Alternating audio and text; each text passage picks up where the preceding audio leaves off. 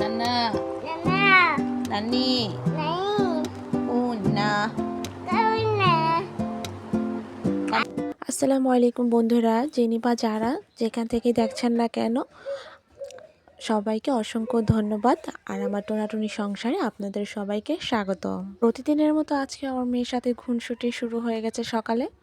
আর of ক্যামেরায় অনেক কাজ হয়ে গেছে, সকালের বাসি কাজগুলোও হয়ে গেছে, কারণ ওর কাছে ফোন দিয়ে তারপর আমার কাজে বের হতে হয়, সেগুলো আর আমি শ্যুট করতে পারি না।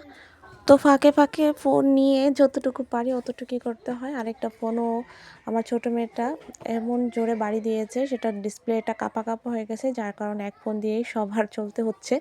ওই ফোনটা ঠিক করলে হয়তো একটু চাপটা কম পড়বে এক ফোনে, তখন ঠিকঠাক মতো আপনাদের সবার মাঝে ভিডিও দিতে পারবো। আর ততদিন একটু কষ্ট করে দেখে নিও আমার ভিডিওগুলো। জানি একটু অগোছালো, সব কিছু সম্পূর্ণভাবে দেখাতে পারি না, কিন্তু যতটুকু একটু শ্যুট নেই অতটুকু দিয়েই আর কি কাজ চালাতে হয় আর কি। তো আজকে সিম আলু টমেটো দিয়ে ইলিশ মাছটা রান্না করেছি। ইলিশ মাছটা বেশ ভালো লাগে আমার। সাথে ডাল বোনাটা ছিল, সেটা স্কুল থেকে আসার পর রান্না করেছি। এটা স্কুল থেকে স্কুলে যাওয়ার আগেই রান্না করা হয়েছে, সেটারই শ্যুট নিয়েছিলাম ছোট্ট একটু করে। তো স্কুল থেকে এসে প্রতিদিনের মতো আজকেও কাজ শুরু করে দিয়েছি, হালকা একটু রেস্ট নিয়ে। তারপর এই তো ঘর ঝাড়াঝাড়ি, ঘর গুছানোর কাজে ব্যস্ত হয়ে যায়। আমি যদি একটু রিল্যাক্সে কাজ করতে চাই, তাহলে আমার মেয়ের কাছে সম্পূর্ণ ফোনটা দিয়ে দিতে হবে, দেন ও কার্টুন দেখতে থাকবে, নয়তো ওকে বাইরে খেলতে ছেড়ে দিতে হবে।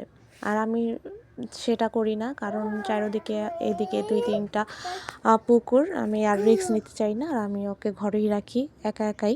আর যখন বের হয় তখন আমার সাথেই বের হয়। আমরা 3জন বের হই, আমার বড় মেয়ে, আমার ছোট মেয়ে আর আমি। তারপর একটু হাঁটাহাঁটি করে দেন চলে আসি ঘরে।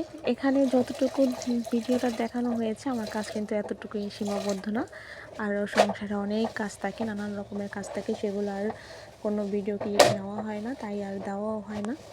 এদিকে আমার মেয়ে সন্ধ্যাবেলা আর এক চাচি নিয়ে গিয়েছিল ওনাদের ঘরে, দেন গান শুনে এই তো আমার মেয়ের অবস্থা, গানের তালে তালে।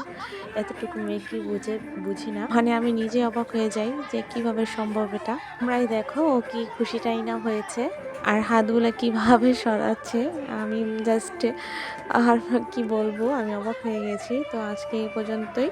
সবাই সুস্থ থাকবে আর লাইক কমেন্ট করতে ভুলবেন না, আমার পেজটাও সাবস্ক্রাইব করে দিবে।